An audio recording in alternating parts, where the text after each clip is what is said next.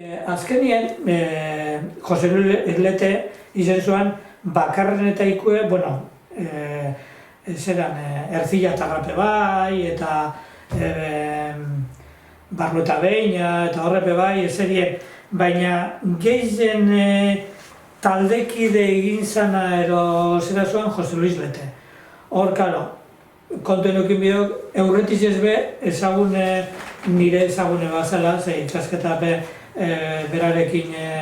ibili nintzuan, eta zerien orduen talde, Bezaltek eta ingeinun taldie Jose Luis zuen hor, orduen Jon Irazabal be, ja langile moduen hartute geunkan, 80 hartu genuen langile moduen, eta horre sortu genuen giro neiko ona Euskal zera, batzarrek egite genuen zen Astolako kartzelie zana, ondinen dana ez lehiorik, ez bentanarik, eta ez etxekan orduen, dana apurtute jauan, eta baina batzarrak egin ginen zen tabernan,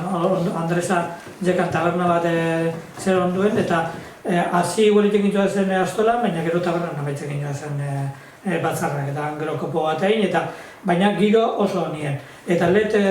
honek, honinen injartu joan, Gerediako taldie injartu egin zen, gehiago honinen. Zebera, bera zoan oso langile, eta Euskal zera, publikazioek eta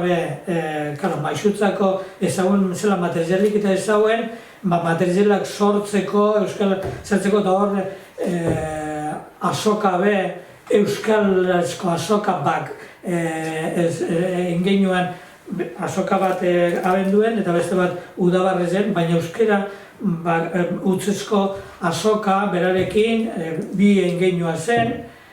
azoka bi ingeinua zen, gero zubertasun zuen bera hilkie,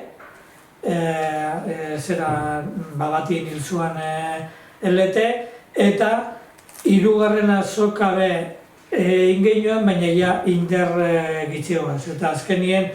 erabaki genuen beste azoka bultzatzie.